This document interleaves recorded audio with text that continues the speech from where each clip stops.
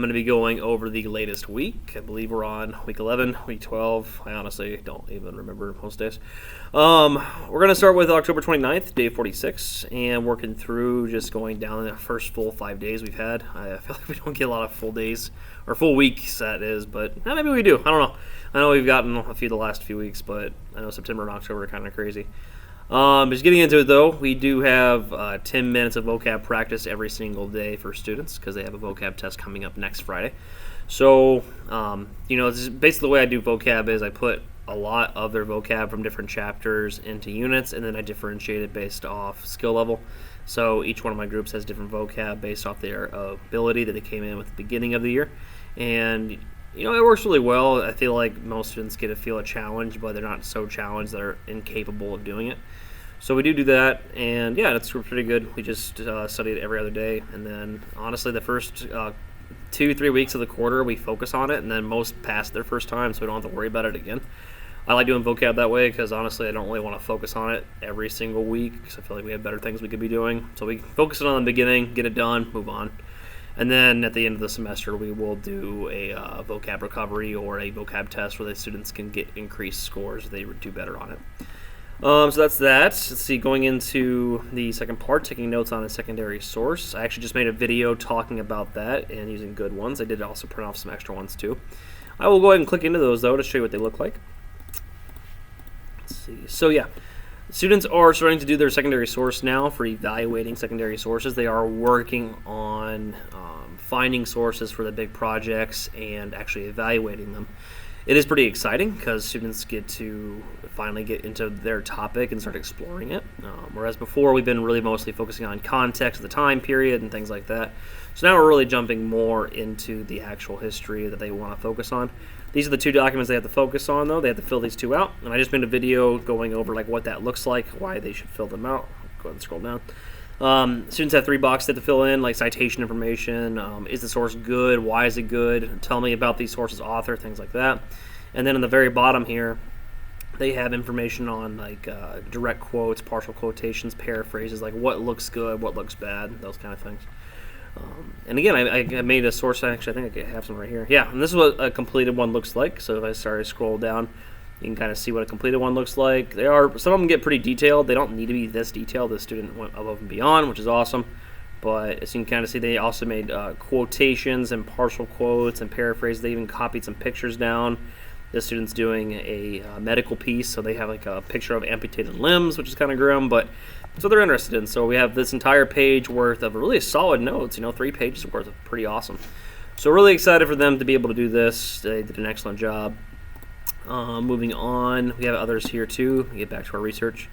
And this other one, they have to fill in each week, and the most important part is, this part's important, but the most important part is this bottom part is questions. Students have to ask questions in order to create basically an idea.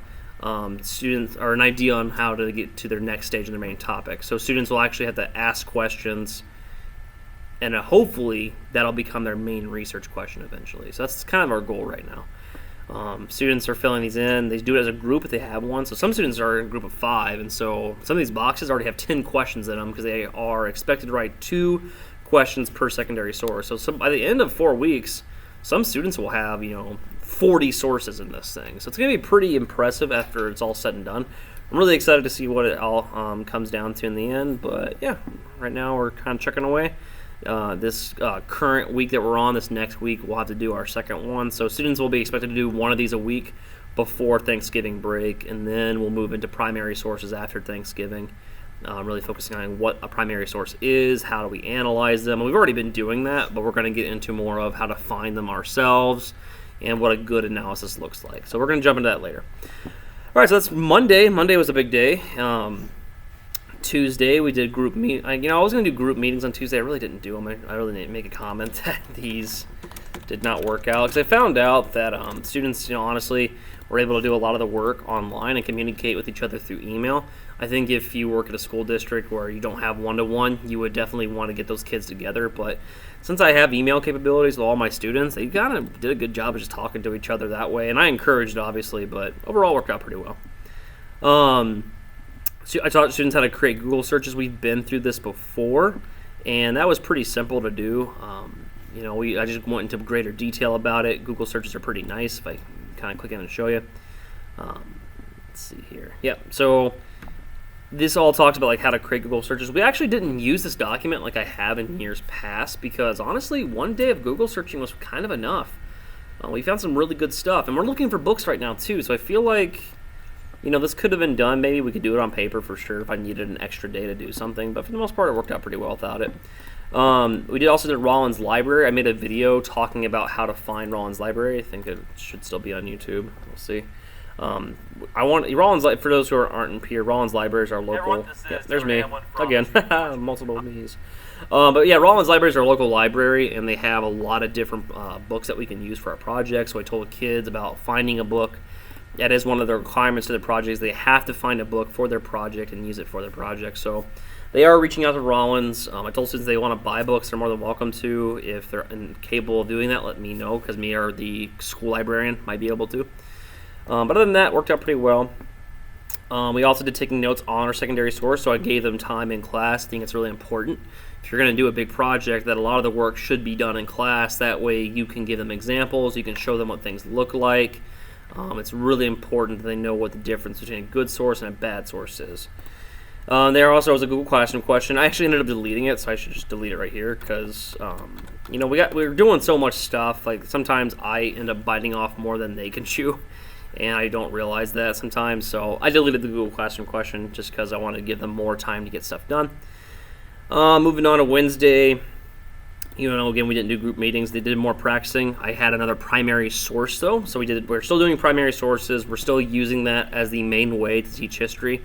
So I'll give the students some background, some context information, and then they'll look at a primary source and we dissect it. We either talk about it or they watch me model going through a primary source. They are getting the information in history, just not in a way where they're just being lectured at the entire time, like with like the facts and the dates being the focus.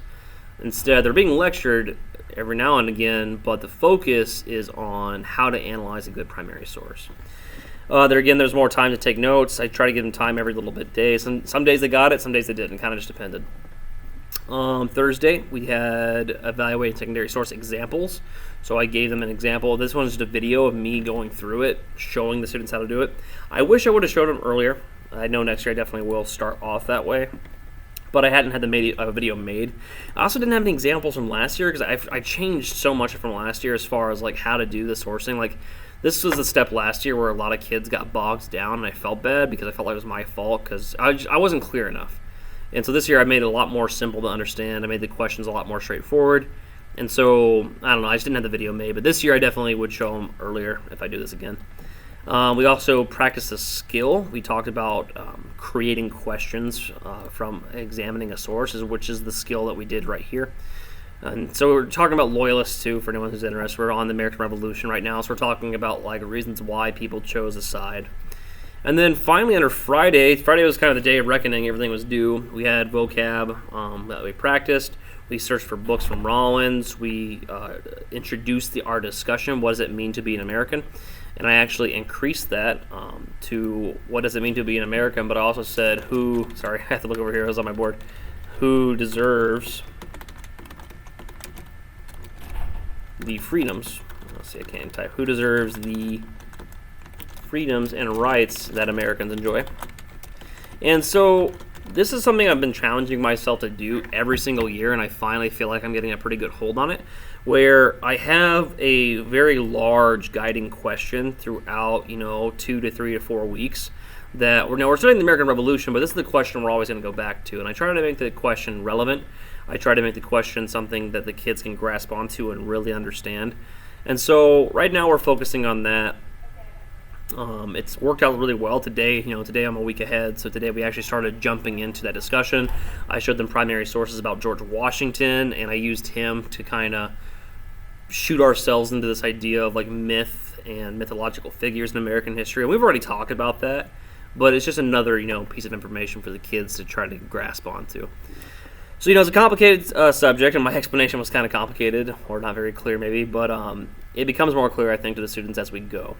There's also a Google Classroom question posted on Friday, so the students had to do that as well, and that was pretty much it. That was our day. So that's the week. pretty straightforward so far. We're jumping into secondary sources for big projects, and we're still doing daily assignments, making sure the students understand the big parts of history that we find valuable as Americans.